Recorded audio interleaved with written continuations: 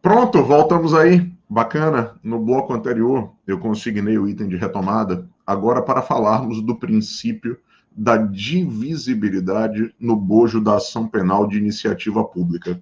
Por quê?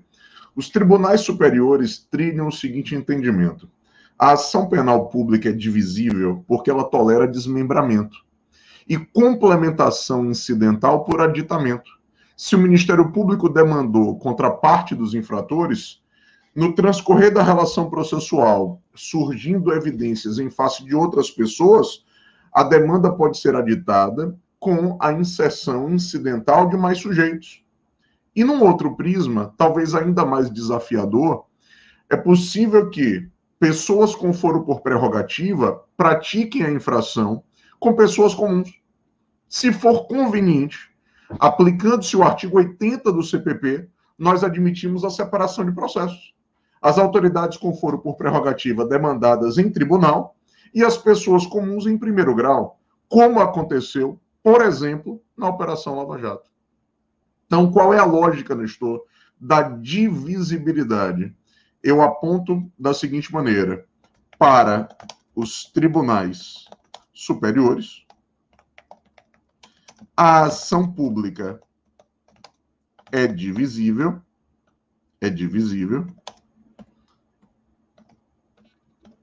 por tolerar desmembramento. Beleza? Então, esse é o entendimento preponderante nos nossos tribunais. Só que num giro de 180 graus, a nossa doutrina, em peso, defende a ideia de indivisibilidade. Ao seguinte argumento: a regra é que o Ministério Público deve demandar contra todos aqueles que concorreram para o crime e em face dos quais existam evidências. Ora, só de maneira excepcional é que o desmembramento acontece. Mas a regra é que todos aqueles que concorreram para o delito sejam alocados no polo passivo da demanda e, por consequência, o grande parâmetro, o norte, seria a indivisibilidade. Veja se eu lhe convenço. A indivisibilidade retrataria o aspecto subjetivo do princípio da obrigatoriedade. Ora, no seu concurso, se perguntarem o entendimento jurisprudencial, a referência será divisibilidade, e o entendimento acadêmico, claro que existem vozes em sentido contrário, mas boa parte da doutrina defende o primado da indivisibilidade da ação penal de iniciativa pública. Tudo bem? Então, me permita aqui, pensando inclusive numa prova dissertativa, a formular uma observação. Boa parte da doutrina defende a indivisibilidade da ação penal pública. Afinal, todos aqueles que concorreram para o delito devem ser responsabilizados. Beleza? Tudo bem? Eis aí a lógica nesse tensionamento entre a jurisprudência e a doutrina. Ainda na preleção de princípios, eu vou destacar para você um quarto princípio, talvez o mais pedestre, que é o princípio da intranscendência, também conhecido como o princípio da pessoalidade. Ora, lá no direito penal, você afirma que a responsabilidade criminal é subjetiva. Responde pelo crime quem atuou com dolo ou eventualmente com culpa. No direito processual penal, eu preciso afirmar que a ação é intranscendente. Ela não pode transbordar, ultrapassar, extravasar a figura do imputado. Serão atingidos aqueles que foram alocados no polo passivo da demanda penal. Tudo bem? Portanto, qual é a lógica da intranscendência? Os efeitos da ação penal não podem ultrapassar a figura do réu. Tá claro? Bacana? Com isso, eu ultrapasso a estrutura principiológica básica. Então, essa é a referência preponderante. E a partir desse momento, vou catapultar você para a parte mais dogmática possível. Você passa a enfrentar comigo, a partir de agora, as correspondentes modalidades de ação penal pública.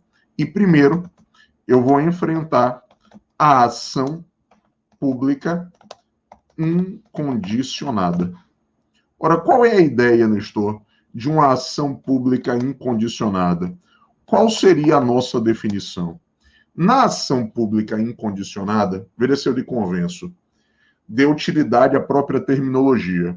A atividade persecutória será deflagrada de ofício, independente da manifestação de vontade da vítima ou de terceiros. Porque aqui o que prepondera é o interesse público.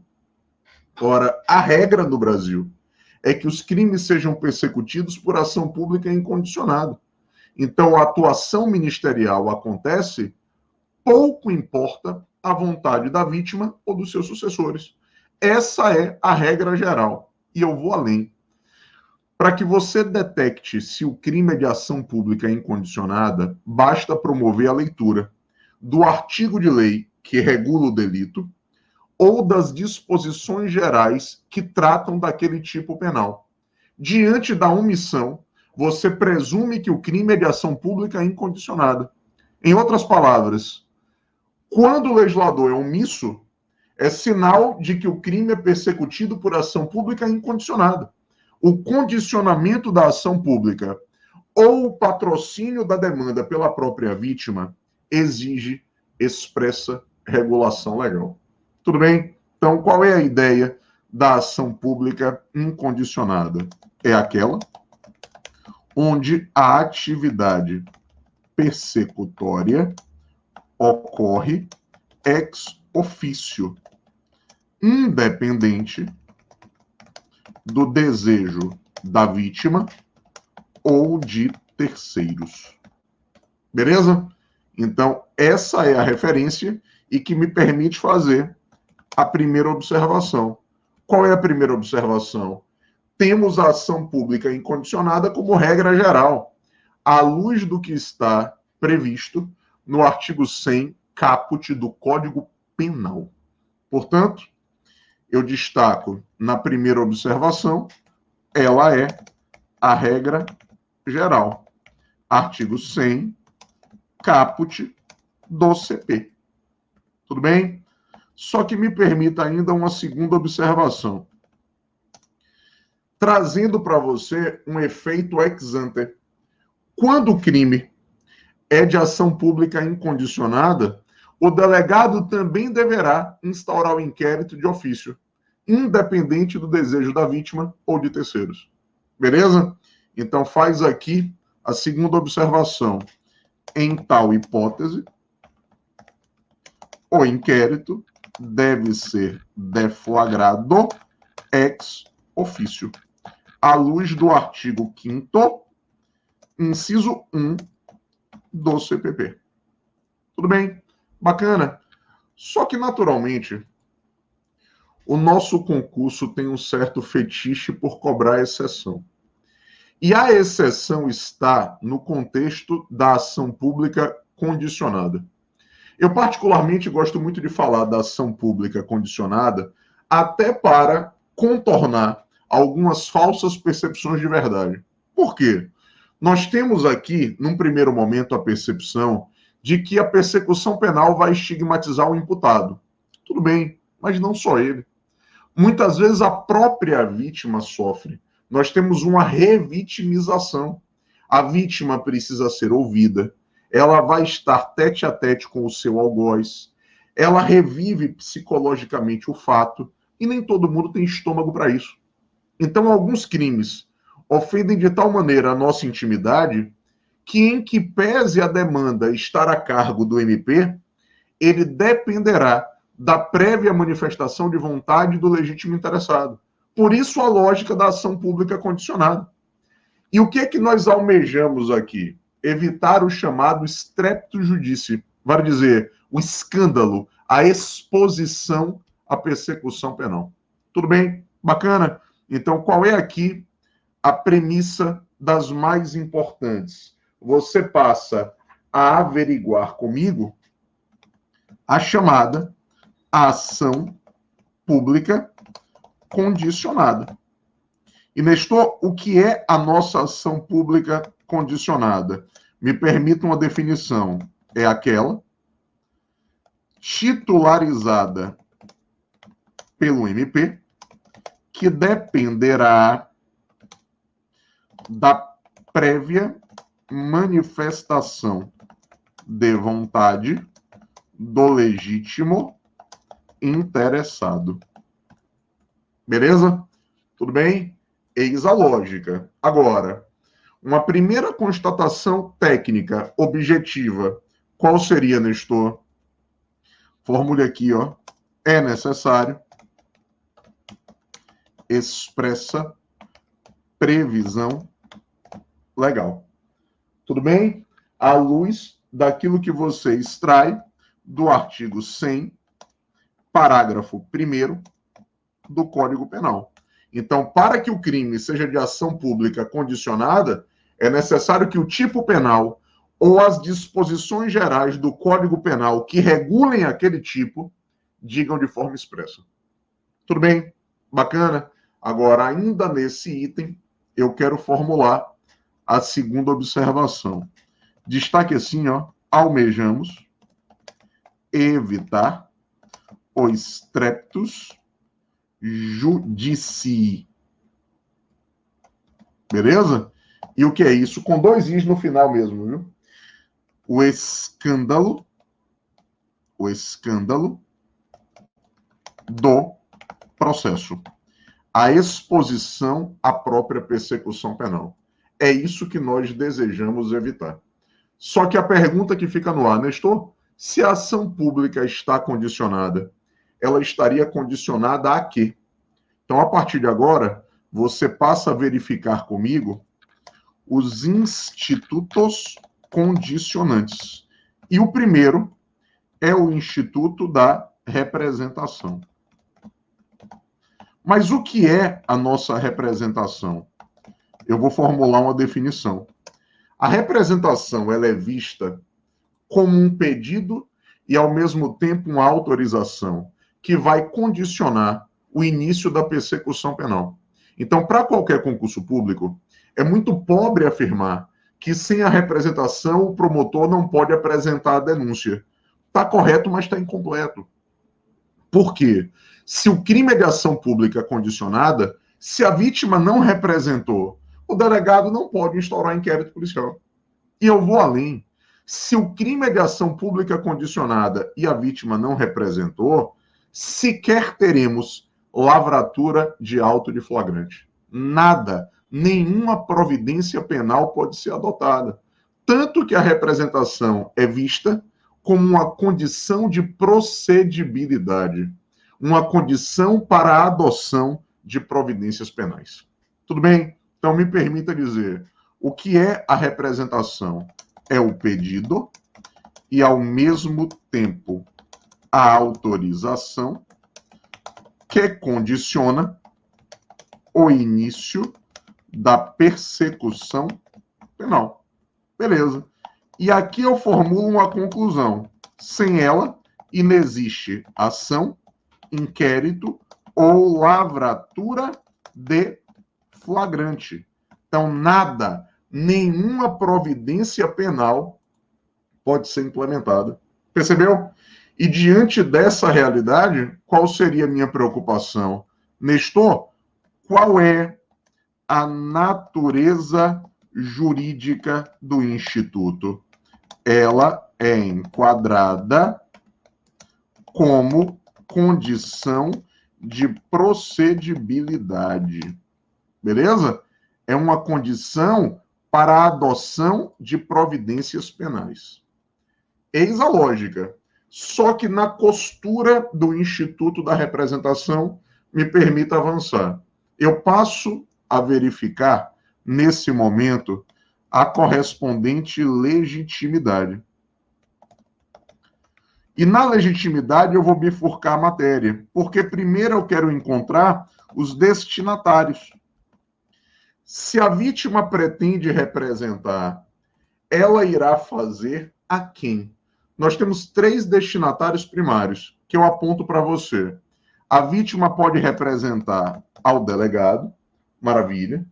É o que eu extraio lá do artigo 5º, parágrafo 4º do CPP, mas ela também pode representar ao membro do MP e poderá representar o próprio juiz. Maravilha. Então, nós temos 3 destinatários primários. Só que num giro de 180 graus, eu quero apontar no tratamento da legitimidade, agora, a correspondente legitimidade ativa. Vale dizer, quem é que representa? A vítima ou o seu representante legal, nas hipóteses de incapacidade. Então, se a vítima é incapaz, naturalmente, o exercício da representação fica afeto ao representante legal. Mas olha para mim, um primeiro grito de alerta, formulando a interface entre as minhas aulas e as suas aulas de direito civil. Ora, e se a vítima está emancipada? A emancipação não tem reflexo na esfera penal. O menor emancipado não pode representar. E faremos o quê, Nestor? A solução é dada pelo professor Luiz Flávio Gomes. Nós deveremos constituir um curador especial, que vai aferir o melhor a fazer em face dos interesses do menor emancipado.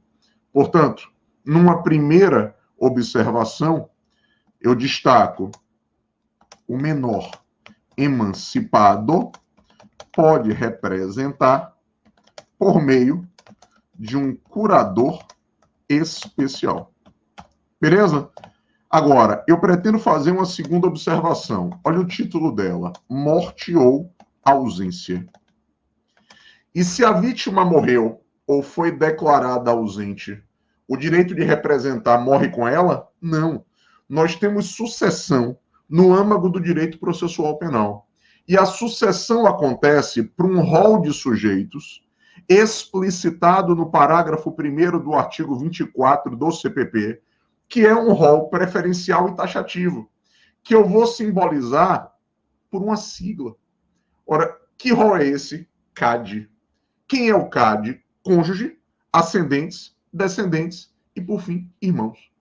Nestor, esse rol é preferencial? É, porque segue essa sequência lógica legal. E é um rol taxativo. Todavia, o STJ reconheceu que, ao lado do cônjuge, estamos autorizados a inserir o companheiro ou a companheira. Por isso, olha o cuidado, hein? Você destaca comigo. Diante da morte ou da declaração judicial de ausência, o direito de representar é transferido aos seguintes sucessores. Quem são eles? O CAD. E quem é o CAD, Nestor? Cônjuge ou companheiro. Beleza. Se não tem, ou se eles nada fizeram, ascendentes. Se não tem, ou se nada fizeram, descendentes. Se não tem, ou se nada fizeram, irmãos. Beleza? Eis aí a nossa sequência lógica, de onde eu faço uma conclusão. O rol do parágrafo 1º do artigo 24 do CPP é preferencial e taxativo. Beleza? Esse é o entendimento preponderante. Mas ao lado do cônjuge, segundo o STJ, mesmo diante da omissão do parágrafo 1º do artigo 24, você inclui o companheiro ou a companheira, até porque a união estável é entidade familiar. Tá claro? Tudo bem? Agora me permite avançar. Eu saio da legitimidade e quero apontar para você a questão temporal. Ora, Nestor, qual é o prazo para o exercício da representação? O prazo é de 6 meses, contados do conhecimento da autoria do crime. Meu Deus, o prazo não é contado do dia em que a vítima sabe do delito. O prazo é contado do dia em que o ofendido sabe quem é o infrator. Agora, olha a sutileza. Esse prazo tem natureza decadencial, o que significa dizer que é um prazo fatal. Ele não tolera suspensão, ele não tolera interrupção e não tolera prorrogação. E o dia do conhecimento da autoria já é computado como o primeiro dia. Vale dizer, a regulação do prazo, ela está esculpida no artigo 10 do Código Penal. Esse prazo não é regido em conformidade com o artigo 798 do CPP. Esse prazo é penal. Portanto, qual é aqui a referência complementar? Me permita fazer a conclusão. O prazo é decadencial, o que significa dizer que é um prazo fatal, não tolerando suspensão, interrupção ou prorrogação, sendo contado de acordo com o artigo 10 do Código Penal. Beleza? Tudo bem? Eis a lógica marcante, inquietante e que traz para você uma certa segurança, principalmente nas provas de primeira fase. Agora me permita avançar. Eu saio do prazo e quero destacar um item que foi pacificado, inclusive nos tribunais superiores. Forma. Para meus amigos e amigas, a representação, ela não é regulada com um rigor formal. Eu não tenho aqui uma forma pré-concebida e rígida. A representação não precisa ser feita por meio de advogado, não tem que ser por escrito, não tem que reconhecer firma, não tem que ter poderes especiais. A representação tem forma livre. Então, o legitimado pode representar oralmente ou por escrito a qualquer dos destinatários. Quem comparece e pede providências já representou. Tudo bem? Bacana? Então, faz o destaque da seguinte maneira. Para os tribunais superiores, a representação tem forma livre. Beleza? Ela pode ser apresentada oralmente ou por escrito a qualquer dos destinatários, tema sempre recorrente nos concursos. Só que talvez o elemento de maior expressão, eu quero trabalhar com a retratação. Então a pergunta seria, mas Nestor, afinal de contas, quem representou poderá se arrepender? Eu vou destacar uma regra geral. O nosso código, consciente das idiosincrasias humanas, ele trouxe uma válvula de escape. Se a vítima representou, ela poderá se arrepender e retirar a representação. Ela pode sim se retratar, mas a retratação é cabível, ouça primeiro, até antes do oferecimento da denúncia. Então, enquanto o promotor não protocolizar a inicial, a vítima pode se retratar. E eu vou além. O entendimento majoritário hoje é que se a vítima representou e se retratou, ela pode se arrepender de ter se retratado e reapresentar a representação por aquele mesmo fato, desde que dentro do prazo, porque o prazo é um só. O prazo é de 6 meses.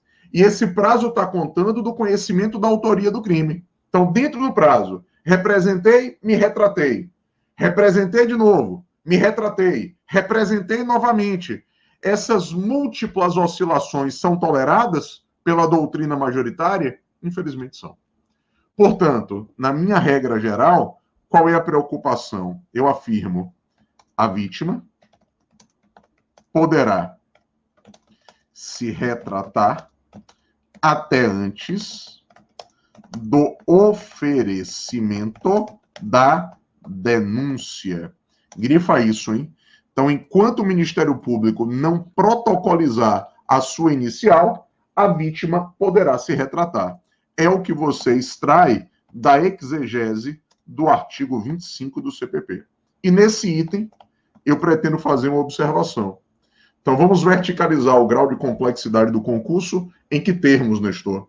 Me permita dizer o seguinte: para a doutrina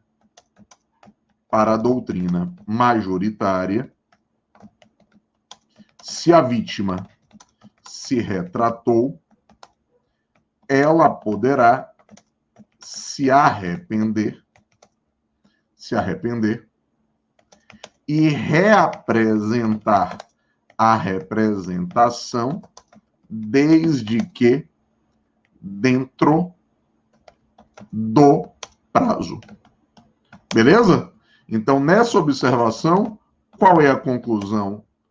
Cabe, vou colocar entre aspas, retratação da representação. Ora, eu coloquei entre aspas porque isso é uma assertiva de concurso. Ou seja, se eu me retratei, eu posso me arrepender. E me arrepender significa reapresentar a nossa representação. Então, a doutrina majoritária tolera múltiplas retratações. Esse é o entendimento preponderante. Agora, pensando na sua prova dissertativa, me permita fazer, nesse item, uma segunda conclusão. Qual seria, Nestor, a nossa segunda conclusão? Para Torinho Filho, em posição minoritária, a retratação é sinônimo de renúncia. A vítima deve refletir adequadamente, porque se ela retirar a representação, ela estará renunciando ao direito. E a renúncia leva à extinção da punibilidade, de maneira que ela não poderá se arrepender de ter retirado a representação. É posição minoritária. Então, me permita dizer, na segunda conclusão, para Tourinho Filho, em posição minoritária, a retratação é sinônimo de renúncia. É sinônimo de renúncia. Beleza. Não tolerando arrependimento. Tudo bem? Bacana? Aí está o contexto moldado na nossa regra geral. Mas eu vou trazer a realidade da legislação extravagante para o contexto da nossa aula. Então, a partir desse momento, o que é que eu passo a individualizar? Eu saio da regra geral e quero destacar a regra especial. Qual seria? Violência doméstica e familiar contra a mulher. Precisaremos enfrentar a possibilidade de retirada da representação no âmago da violência doméstica e faremos isso a partir do próximo bloco. Aguardo você. Até lá. Grande abraço.